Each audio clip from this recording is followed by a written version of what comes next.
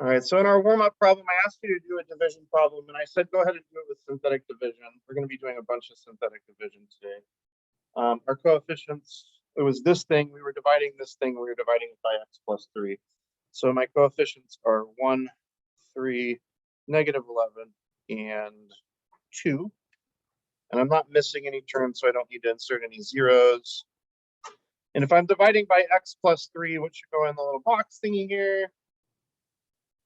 Negative 3, the 0 of this factor, right? And then we do our second row and our little remainder box down here. You guys remember this whole synthetic division thing? Add down, multiply diagonally. So adding down gets us 1 times negative 3 is negative 3. Adding down gets us 0 times negative 3 is 0. Adding down gets us negative 11. Negative 11 times negative 3 is 33. Am I making a mistake here? Or is this what you guys got with the remainder of 35? Are we good with that? All right, so synthetic division is useful for dividing, obviously, but it's useful for other stuff too. If I asked you to find f of negative 3, if I asked one of my Algebra 1 students to find f of negative 3, what do you think my Algebra 1 student's going to do? They're going to take negative 3, plug it in for all these x's, and probably type it into their calculator. Hopefully, they'll put parentheses around the negative 3, right, when they put it in their calculator. And they'll punch and they'll get an answer. Does anybody know what the answer is going to be? 35. So it turns out when you do the synthetic division, you are also finding the value that you would get if you plugged this number into your original function. This remainder box tells you what you would get if you substituted this number in for all of your x's. That's pretty cool, isn't it? Yeah. This is probably faster to do by hand than it would be to type all of this into the calculator and stick the negative 3's in there, right? What else does it do? Well, it tells us the remainder when we divide by x plus 3, right? So we can answer this. The remainder when we divide by x plus 3 is 35.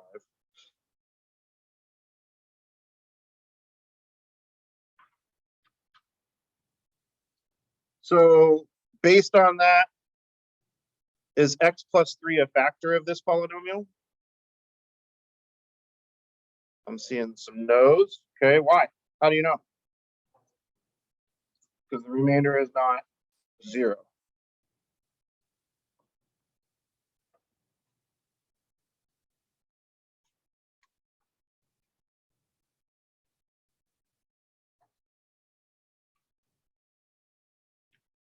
All right, so our notes up above here, a couple theorems for you. Basically says, if you take a polynomial, here's our polynomial, and you divide it by x minus k, or x minus k was x plus 3, so k would have been negative 3 here. And the remainder is what you would get if you were to just take k and plug it in for f. So the remainder is what you would get if you were to take k. Our k would be negative 3 and plug it in for x. So these basically it's saying that these two things are the same. Second theorem says that a polynomial function has a factor of, in this case, x plus 3, only if the remainder is 0. So since ours did not have a remainder of 0, then we would say no, it's not a factor. So I would like you to use this information to go ahead and find me f of 2. Same function. Now you could go through with that function and you could plug 2 in for all the x's, but we now know there's a quicker way to do this, right? We use this synthetic division thing. Same function, so same coefficients.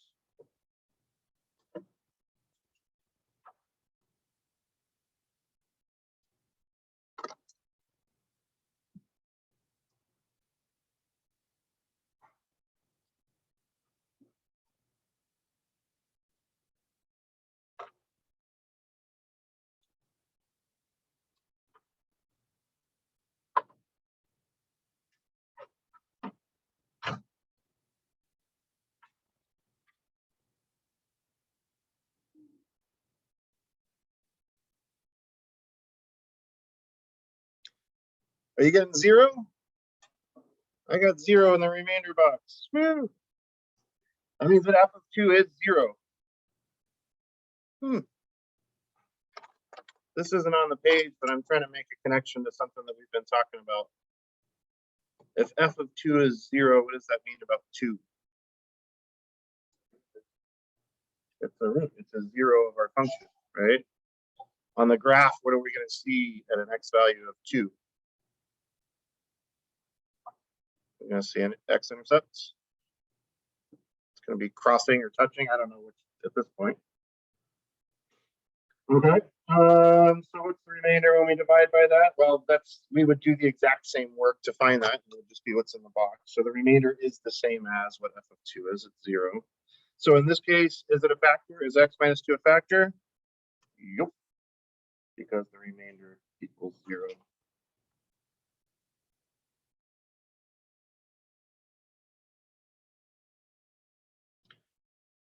All right, part G. I'm going to get this started. I'm going to challenge you to finish it up. F of x was x cubed.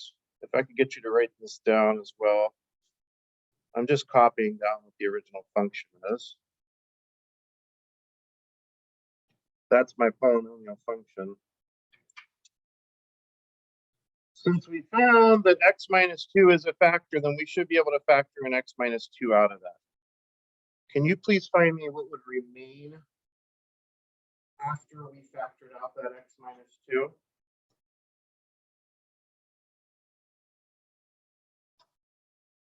I'll give you a hint.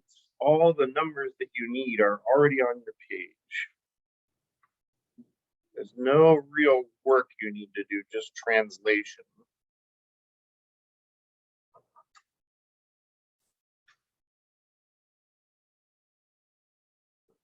Anybody want to be brave and give us a hint?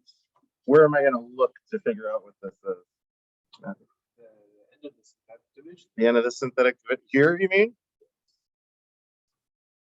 This thing? And translate that for me. What would this look like? So you would put the first one, well, because you're factoring out x in x minus 2, that would be 1 degree lower, so it'd be x squared. Okay, so 1x squared. And because 5 is positive, plus 5x. 5x minus 1. Minus 1. And that's it.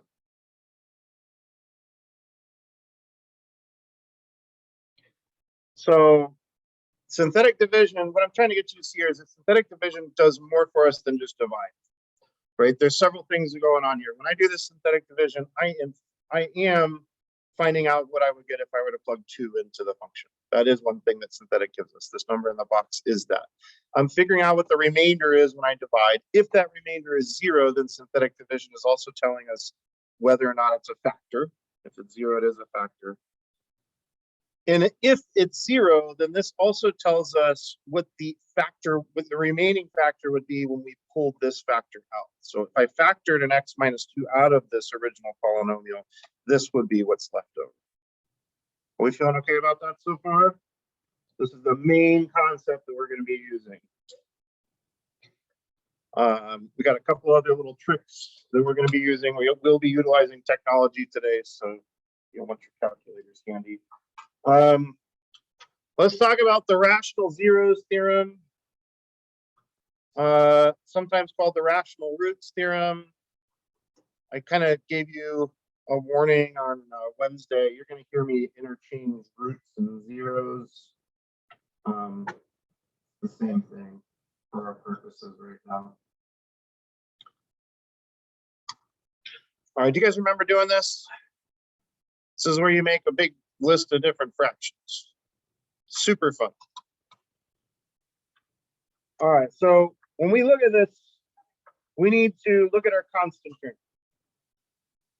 and ignore the sign on it. And that constant term, in this case 4, is going to help us find our P list. And my P list is going to be any factor of that constant term. So what factor is it for? Well, 1's a factor of everything. We can divide 4 by 2. We can divide 4 by 4. So 1, 2, and 4. That's the B list.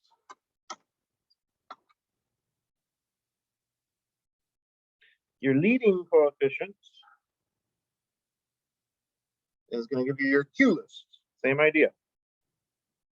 So all the factors of 6 are going to be my Q list. 1's a factor of everything. 2 is a factor of 6. 3 is a factor of 6. And 6 is a factor of itself.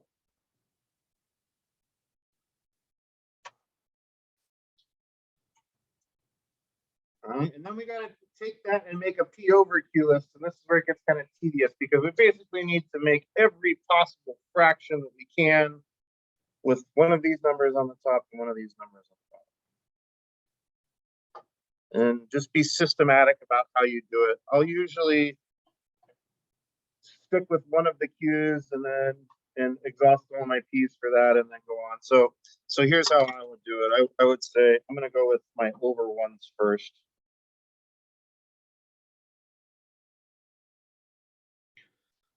And my P's could be 1, 2, or 4.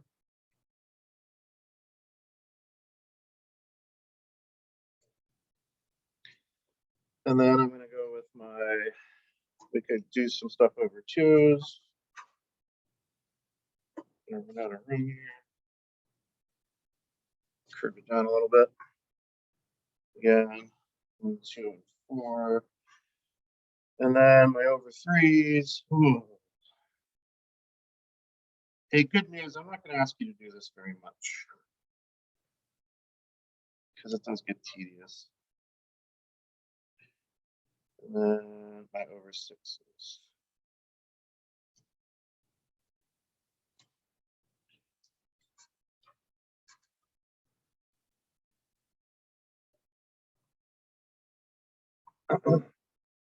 And then we get to simplify them. And then we get to arrange them in increasing order. And you're probably going to see some duplicates. Do you notice any duplicates already? What duplicates are you seeing? 2 over 1 is the same as 4 over 2. That's a duplicate, right? 1 over 1 and 2 over 2. So I'm going to go through here and just simplify these. So 1, oh, hang on, though. Wait, there's more. It's not just all of these, it's also the positive and negative versions of all these. So plus or minus 1, plus or minus 2, plus or minus 4. So check, check, check. I don't have a half on here yet, so plus or minus half. 2 over 2 would simplify to 1. I've already got that. 4 over 2 is 2. I've already got that. I don't have a third yet. Plus or minus 1/3. Check. 2/3 I don't have yet. Plus or minus 2/3. Check. 4/3 I don't have yet. Plus or minus 4/3. Check. 1/6 I need still. Check. 2 over 6 is the same as 1 over 3. I've already got that. 4 over 6 is the same as 2 over 3. I've already got that. So that's my list. And I'll tell you what, let's not worry about putting it in numerical order. Let's just go ahead and put some curly braces around it.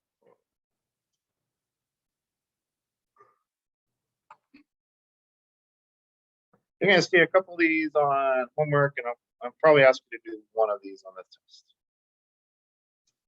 Don't forget your plus and minuses, and then make sure you simplify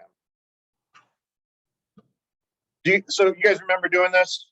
Kind of tedious. We make a giant list. What's the purpose? Do you remember why we do this? What do you remember?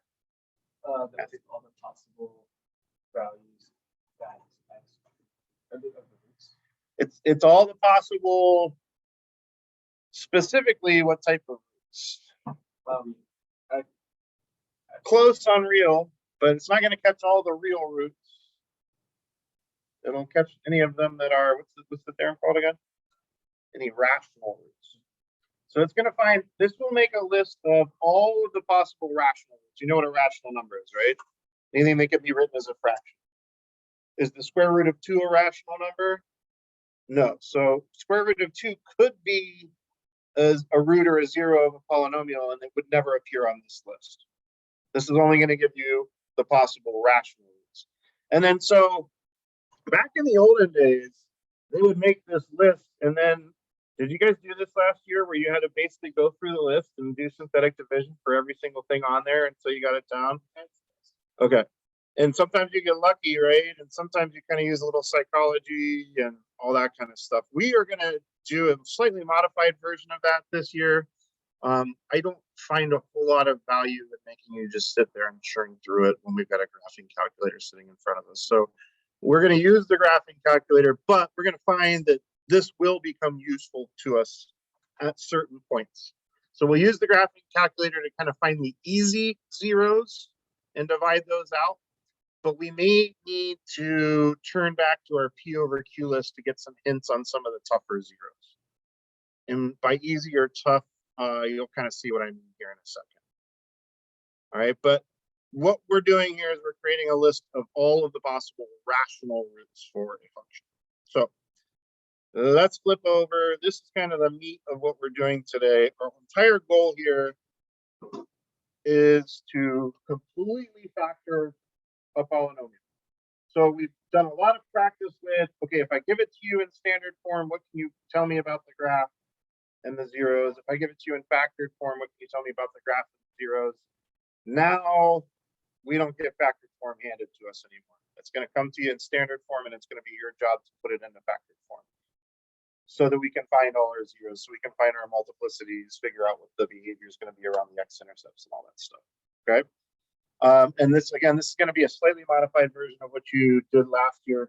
I'll warn you, I squeezed 2 examples onto here, and I only had 1 before, so you might, that's why I asked you to have your notebook out. If you run out of space, you might need to continue into your notebook. All right, so we're going to go through this step by step. First step up here says predict the number of zeros based on the degree of the polynomial. This is a 4th degree zero. How many, or 4th degree polynomial? How many zeros do you think we're going to have? We're probably going to have 4 zeros.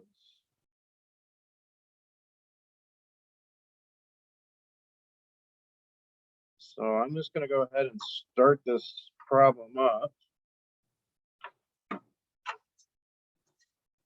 I'm anticipating that we're going to have 4. Now, is it possible that we don't have 4? What would be the only case that we might have 3 instead of 4?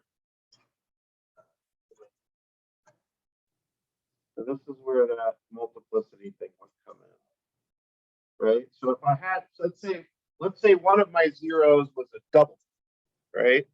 That's going to eat up 2 of these spots, even though it's the same number twice. You get what I'm saying? So you might have 1 zero of multiplicity 2, and then just 2 other zeros, which technically would be 3 zeros, but one of them. So anyways, we could have as many as 4. We're not going to have any more than 4. In other words, some of these could be duplicates. Does that make sense? Okay. So we don't know what they are yet. I have no idea. List all the possible rational zeros. We're going to wait on this and see if we need to do it later. Okay. Let's reach for our calculators now. And if I could get you guys to type that function in, I've got mine prepped already here. And do Zoom 6 to get your standard graph window. I'll give you a moment to get caught up to me here. You should see something, kind of W-shaped looking graph.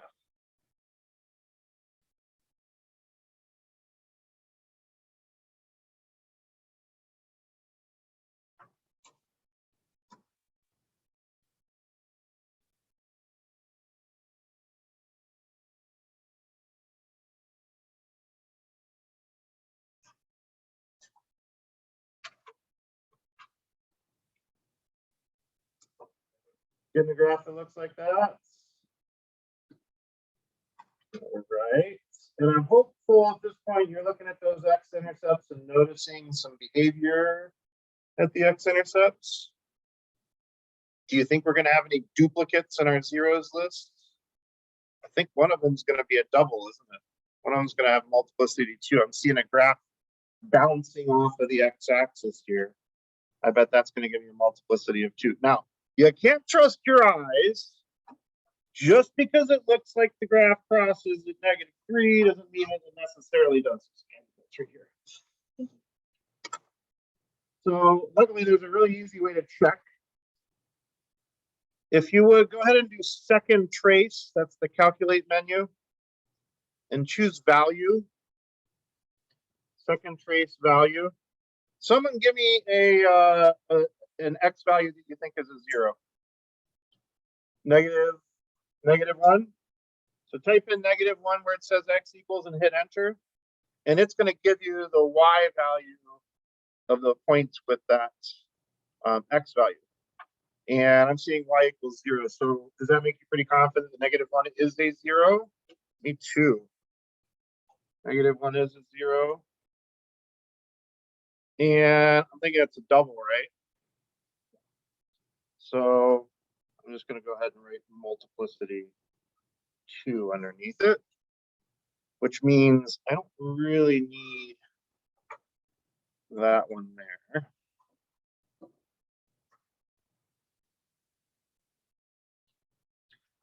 All right, I'm going to inspect the second calc value. Somebody give me another value that you think could be a 0. What are you thinking? Shout it out. -3, let's try it. Hey, I'm getting y equals 0 again. So that confirms to be that -3 is going to be a 0. Multiplicity 1, 2, what do you think? It's either 1 or it's 3, right? Because it's definitely crossing over. It's going to be an odd multiplicity. I don't think it's going to be 1 because we still have another intercept over here. So that'd be multiplicity 1. So I'm going to assume if I don't write anything under it, I'm going to assume it's multiplicity 1. We got one more. Anybody want to make a guess on that one? What is it? 0.6. How are you coming up with that? 0.65. All right. Hey, it is 0.6. Awesome. As a fraction, what is that as a fraction? Okay. Now, here's the deal. Okay. 0.6 works. And again, how'd you come up with that? Guess it. Guess and check. Looked at it. It looks like it's about halfway between, but a little bit more than halfway between. Okay, so that's going to work for you some of the time, but not always. Okay, 0.6 as a fraction is 3/5. If it had been something like 3/11, right? That's a non-repeating decimal. Or is a repeating decimal yet? A non-terminating decimal, rather. You're probably not going to guess it. Okay, so we need to talk about how we can come up with that 0.6 without guess and check. And this is where we're going to go back to our P over Q list. Okay, now here's the nice thing though, is we don't need to make the entire list. So I would like you to, let's just move your cursor just so that we're going to pretend that we don't know that it's 0.6. Okay, but we know that there's another one here. And we know it's between 0 and 1, right? We can tell it's definitely between 0 and 1. So let's talk about our P over Q list. Let's talk about what P is and what Q is, at least. What is P? What's our P list going to consist of? Factors of, last term, factors of 9. So 1 and 3 and 9, right? Plus or minus, right? Yeah, and then we'll go Q list would be our factors of our lead coefficient, which is 5, and that's 1 and 5. Now, I don't need to go through and write out every single possible fraction because I know what I'm looking for. I know that I'm looking for a fraction that falls somewhere between 0 and 1, right? So let's think about the different fractions that we can make with one of these numbers on the top and one of them on the bottom that would fall somewhere between 0 and 1. 1 over 1's not going to work. 3 over 1's not going to work. 9 over 1's not. Those are all too big, right? It's got to be between 0 and 1. It could be 1/5. 1/5 definitely falls between 0 and 1, right? It could be 3/5. 9/5 is too big, isn't it? That's bigger than 1. All right, it's 1/5 or it's 3/5. Well, I look at this and I'm like, nah, it looks like it's probably closer to 3/5 than 1/5. So I go to my second calc value, I type in 3 divided by 5, which lo and behold, the calculator is going to turn into 0.6. And there we go, 0.6. Okay. So do you see how we're using the P over Q list, but we're not making the entire list. We're being smart about it. We're looking at the graph to give us some clues about which of these fractions could be applicable. Notice I didn't even bother putting a plus or minus in front of any of these because I knew it was going to be positive. I can see on my graph that it's going to be positive.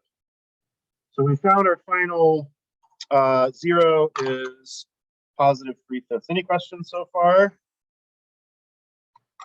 If that's the case, then we should be ready to factor this thing. Our goal here is to write this out in factored version. So let's do that. F of x, we already had it in standard form, but let's write it out in factored form. All right, now, spoiler alert, leave a little space before your first parenthesis. If I've got a 0 at -1, what's my factor that's associated with that? X plus 1. And what else should we stick on that factor since we know it's a multiplicity of 2? Square. All right, I got another 0 at -3. It's a singleton, so we won't square this one. That's going to be x plus 3. And my final 0 is a positive 3/5. Again, a singleton, so I'm going to go x minus 3/5.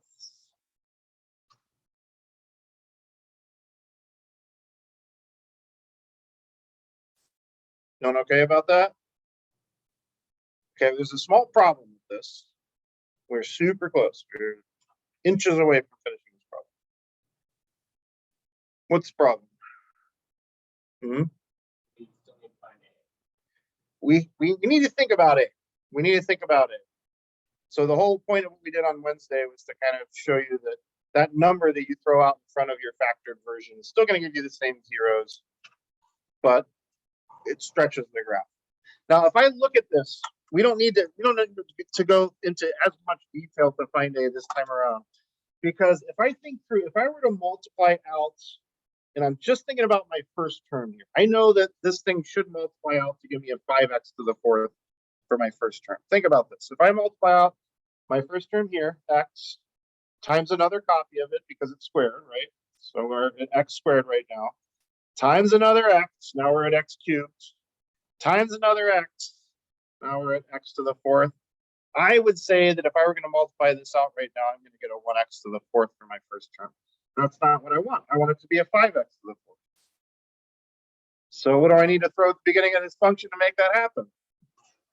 5.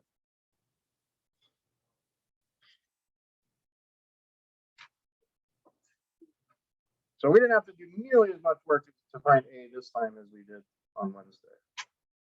Are you guys okay with where that 5 came from? Let me show you another way that we could have written this. And this is just fine. If I leave that 5 off of the front, can somebody tell me how I could write that last factor a little bit differently? Instead of x minus 3/5. It should still give me the same 0. What's another factor that I could set equal to 0 that would also give me 3/5 as an answer? Agreed? That will give me the same 0, right? And this time, if I play my little game where I multiply everything out, I got x times x times x times 5x. Ah, now I do have 5x to the fourth, which is what I was expecting. So now I don't need that 5 in front. All right, how are we feeling? Look at that, we didn't have to do any synthetic division. Woo! Okay, another one. We up for one more? This will be the last one. This one's going to be great. Okay, go ahead and let's think through the same steps. Predict the number of zeros. I'm going to guess 4 again, right? Now we might have duplicates like we had the last time, but I'll go ahead and leave my room, myself space for 4 zeros. Let's go ahead and graph it and see what we can find out about our zeros. Maybe we'll have some easy ones.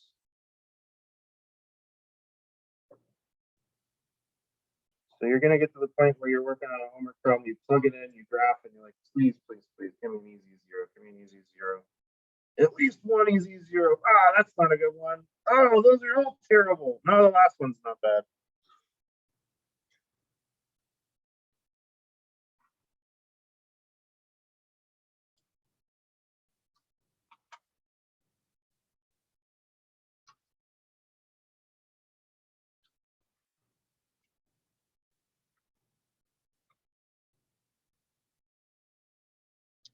All right. I see one nice zero. I see 4 of them on my graph. It doesn't look like I'm going to have any doubles this time, right?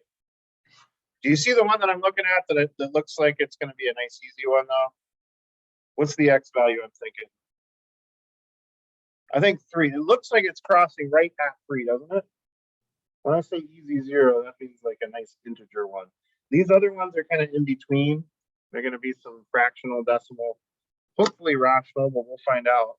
Let's double check on 3 though. Do your second calc value, plug 3 in, make sure you're getting a 0 out.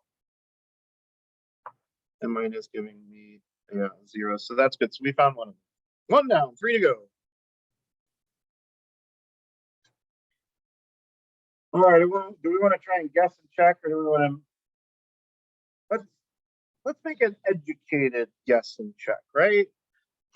Let's look at our P over Q list this time. Ooh, 30. Oh, 30 has a lot of factors. But let's go ahead and do it. P would be factors of 30. So 1 goes into 30, 2, 3, 4 no, 5 yes, 6 yes, 7, 8, 9, 10 goes into 30. 13, 14, 15 goes into 30. And of course 30 goes. Ooh, this could get ugly. Oh, that's nice. Yeah. Oh. Saved by a simple Q. Factors of 3 are 1 and 3.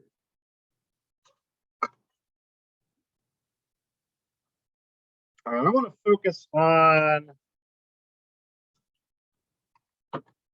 Let's focus on this leftmost 0 here. It's somewhere between -4 and -3. Am I seeing that right? You guys got much better eyes than I do. Somewhere between -4 and -3. So we need a fraction that's going to come up to about 3 point something. Are there any values here that are going to get us about 3 point something? 5 over 3 would be about 1 point. Yeah, 5 over 3 is a little too small to get us between 3 and 4. 10 over 3? 10 over 3 is 10 divided by 3 is about 3 point, well, 3.3 repeating, right? So why don't we try 10 over 3? That could fall in this gap here. Maybe we'll get lucky on that. So second calc value, fingers crossed, hold your breath. 10 over 3, please. Ah! Oh, I didn't put the negative in. You're right. We want a negative 10 over 3. Thank you. Okay, second chance. You can do it. Oh. Nope. All right, so that's not it. Are there any other fractions we could make that would give us about 3? I don't think so, right? Oh man, what's that mean?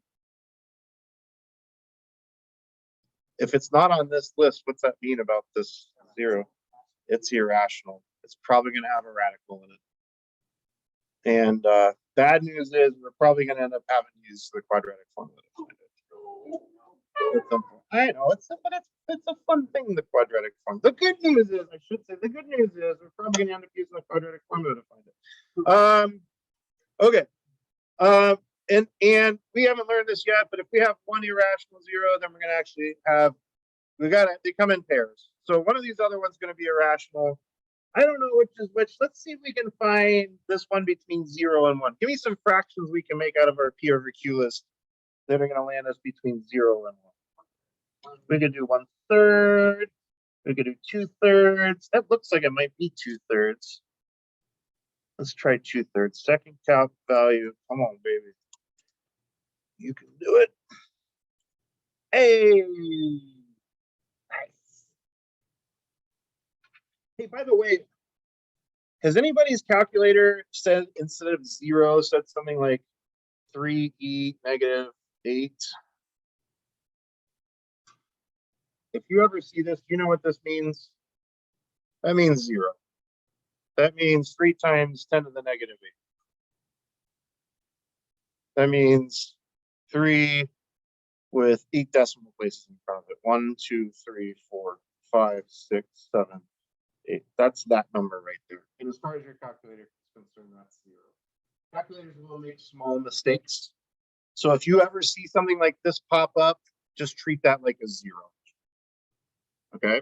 All right. Anyways, we found 2/3, right? Hooray. That's great. And then I'm going to not really bother with this other one because I know if this one's irrational, that one's, they have to come in pairs. Irrational ones come in pairs. So this one's going to be irrational also. It won't be on our list. All right, so we got to find those last two. And this time around, it looks like we're not getting out of synthetic division. The nice thing is we're not guessing what we're going to divide out though, right? I know what I'm going to divide out. I'm going to do synthetic division twice. What are the two things I'm going to divide out? 3 and 2/3. All right, so whatever order you want, I think I'm going to go with the 3 first. The nice thing about synthetic division is each time you do it, the thing that you're dividing gets a little bit smaller, right? So start with the easy stuff first, because by the time you get to the hard stuff, then you've got a smaller polynomial to work with. So we're going to divide out the 3 here. Now that's the 0, so I don't need to make it negative. So if you're thinking -3, you're a little ahead of the game. We're technically dividing by x -3, which we would turn into a +3, right? That's the factor that we're going to end up putting in. So my coefficients are 3, -5, -31, 67, and -30. And are you guys able to predict what your remainder is going to end up being for this?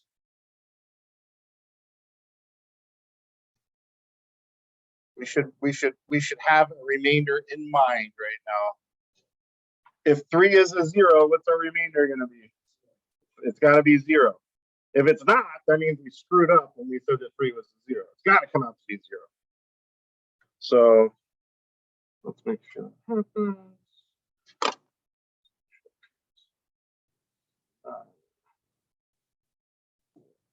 12. -19.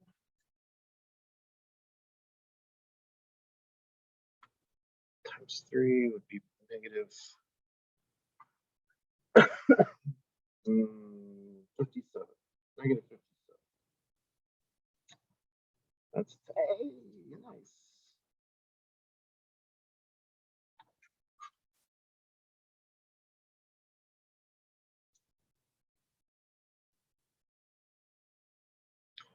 I want to pause with you right here. When you get done with that synthetic division there, could you please stop and give everybody a chance to catch up here? I'm going to write a step down for the sake of notes that I would not normally put down on my paper, but I want to make sure that we understand what we just did here. Give me the universal sign if you need a minute to finish up your division. Are we good to go? All right, so this normally I wouldn't bother writing this down, but I want you to understand that we have just done is we have taken f of x, this original polynomial, and we have factored out a particular factor. What's the factor that we just pulled out of this? X minus 3, right? We just divided by x minus 3. And we got no remainder, which means that it was a factor. And if we were to factor out that x minus 3, the polynomial that we were left over with is this. That's 10, this is x squared, x to the third. So 3x to the third plus 4x squared minus 19x plus 10. Could you write that down for me, please? Again, I normally wouldn't write this down as part of the step.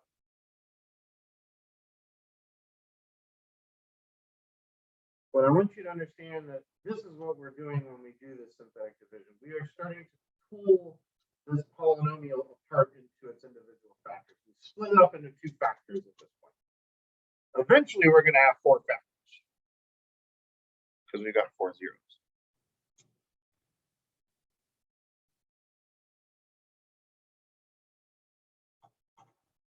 All right, now when we go on with our synthetic division, we're not going to go back to the original coefficients. We're going to use this polynomial. We're going to use these coefficients, which we've actually already got right here, don't we? So for our second synthetic division, I'm just going to put my little box right there.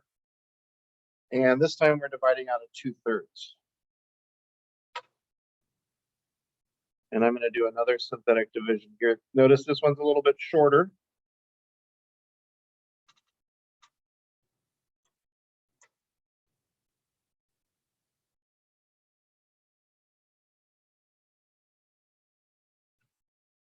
Now, sometimes people get freaked out when they have to do synthetic division with a fraction. Did you do any synthetic division with fractions last year? You did. Okay. I'll tell you, when you're doing them with these types of problems, it's usually going to work out okay. You're going to multiply by that fraction and you're going to get numbers that are going to divide by 3. So, and use your calculator if you need to, but remember, when you multiply by a fraction, you're just multiplying by the top number and dividing by the bottom number in whatever order you want. So 3 times 2/3, I would do 3 divided by 3 is 1 times 2 is 2. 6 divided by 3 is 2 times 2 is 4.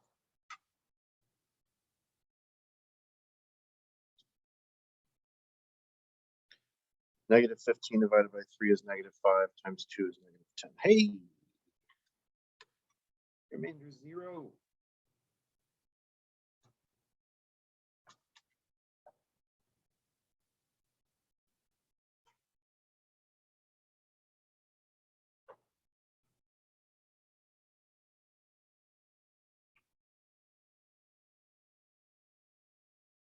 I want to stop here for a second.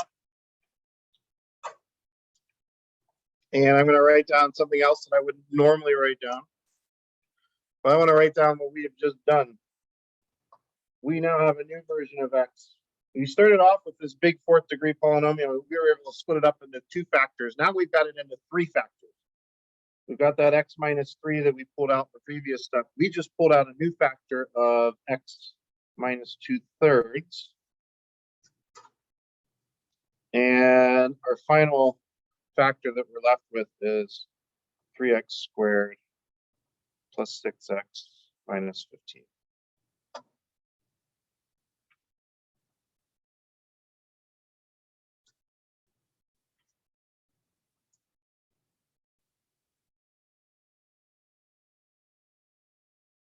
All right, any questions up to this point?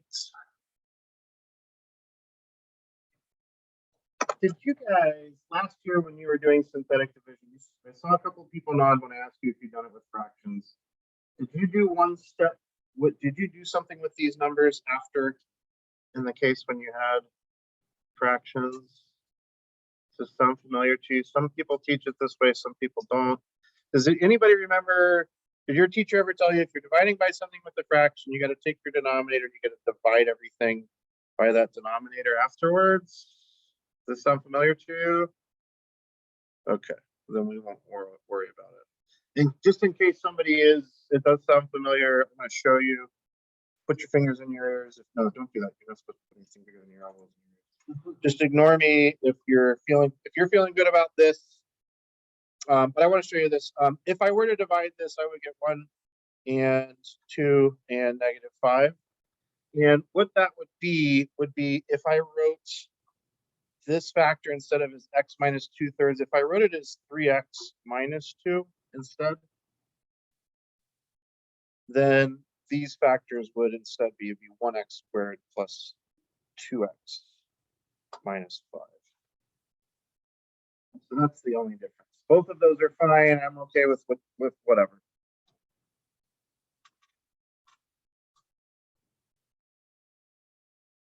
I don't want to get too into the weeds on that. All right. So whichever one we're looking at, whichever one of these versions we're looking at, we've got this trinomial that's up, the second degree polynomial.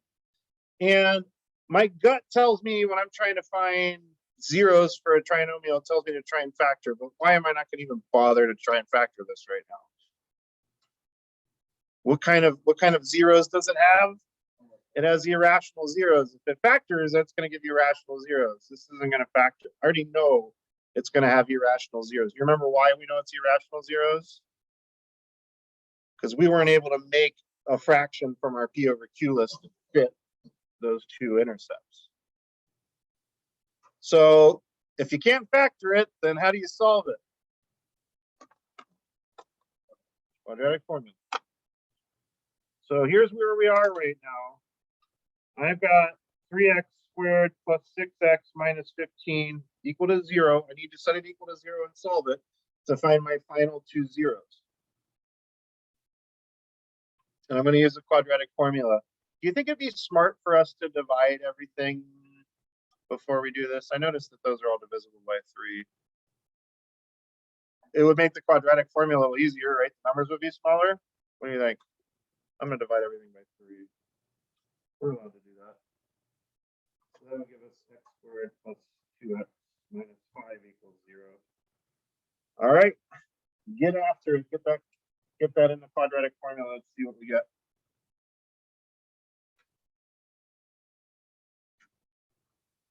I'm running out of room, so I got to go to some scratch paper for us.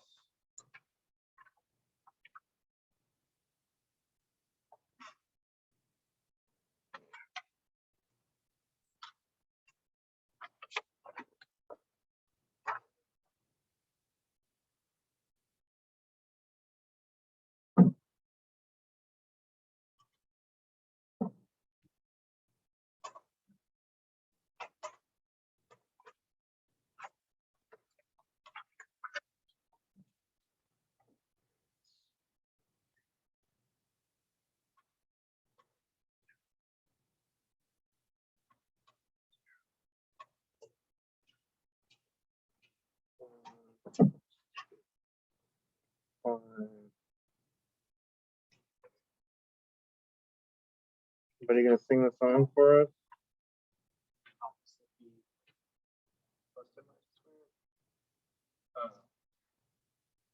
Oh.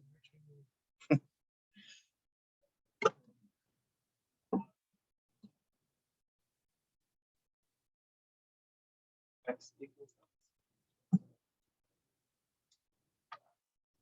A B squared plus 4MC.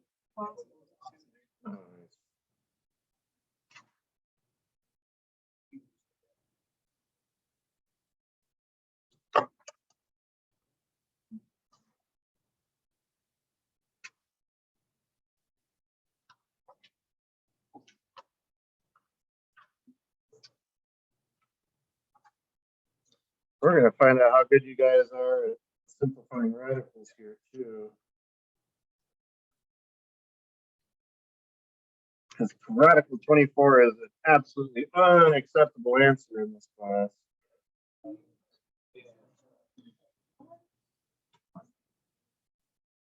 How do you guys simplify radicals? Do you do the thing where you say radical 24 is equal to, like, there's a perfect square that goes into 24. 4 goes into 24. 4 times 6 is 24, agreed?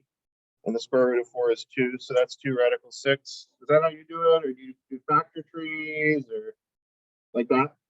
Okay. That's my preference. And I've done it enough that I can kind of mostly do it in my head. Negative 2 over 2 is just negative 1.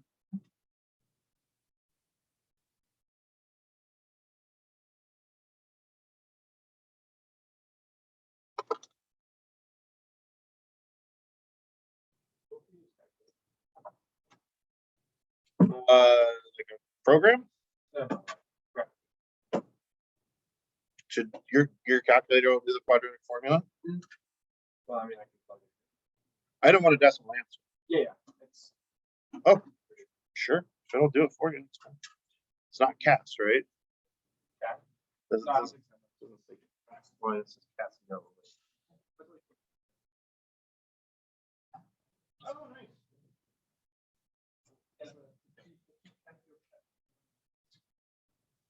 Oh, that's awesome.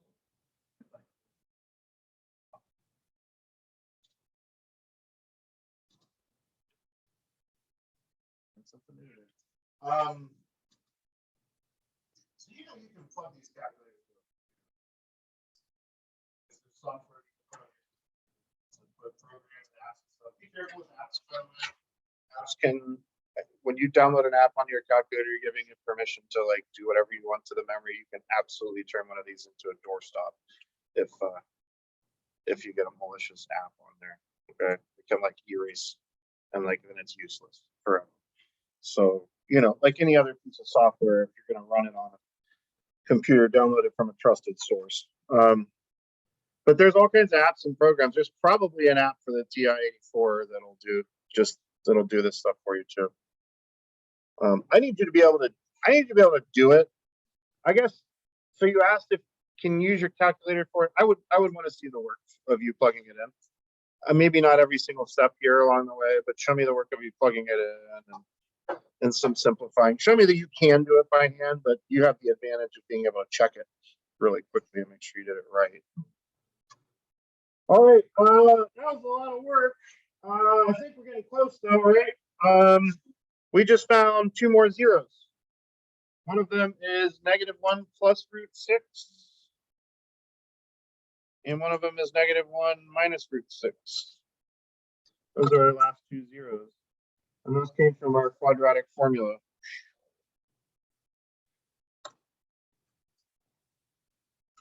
You know what? Let's use our calculator and check and make sure that's correct. Go back onto your calculator and do second calc value. And let's type in -1 plus root 6 and see if we get 0. Hey, there's that one.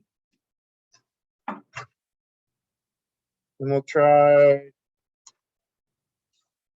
-1 minus root 6. Oh, hey, I got the thing. Did you get the thing? 3e -11, which means what? It's 0. It's basically 0. It is an incredibly small number. All right, so here's the deal. When they ask us to factor this polynomial completely, we are going to leave it in. Okay, so there's kind of two types of wording they're going to use. Hang on, I want to be consistent with what they say in the book. So give me a sec here. We're not going to run into these instructions until we get to. All right. So final answer here kind of takes 2 different forms depending on what they ask for. If they ask for a linear factorization,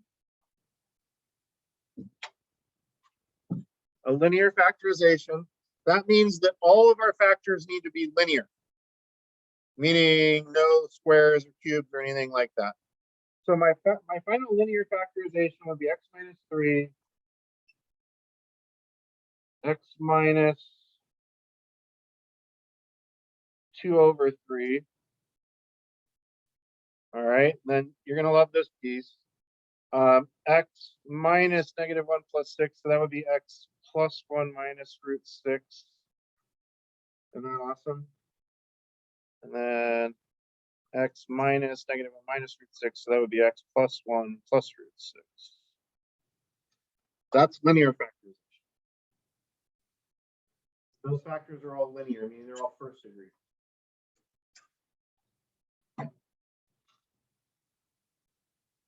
By contrast, sometimes they're going to ask you to write as a product of linear and irreducible quadratic. Ooh. Do you guys have a question? Is there something I can help you with? No? Okay, please stop. And this would be our answer for this. And I'm trying to find a good place to write this. Maybe right up here we can squeeze it in. Actually, either of these would be just fine for that. Product of linear and irreducible quadratic factors.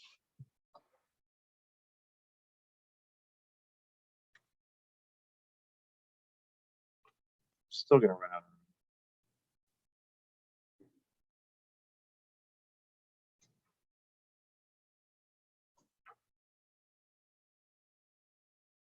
Product of linear and irreducible quadratic factors. In other words, I've gotten all my factors down to linears, the ones that I could, and the ones that I couldn't factor any further, I'm leaving them as quadratics. So depending on the instructions, you would give one of those final answers. I'm actually looking at my final answer for linear factorization. I'm thinking I got a problem. Does this work? I think we might need something. I think we might need an A in front of this linear factorization. What's our lead term supposed to be? Lead term is supposed to be 3x to the 4th. Am I going to get 3x to the 4th with this one? X times x times x times x. I'm going to get x to the 4th. What's A going to, what do I need to put out in front here? I need a 3 out here.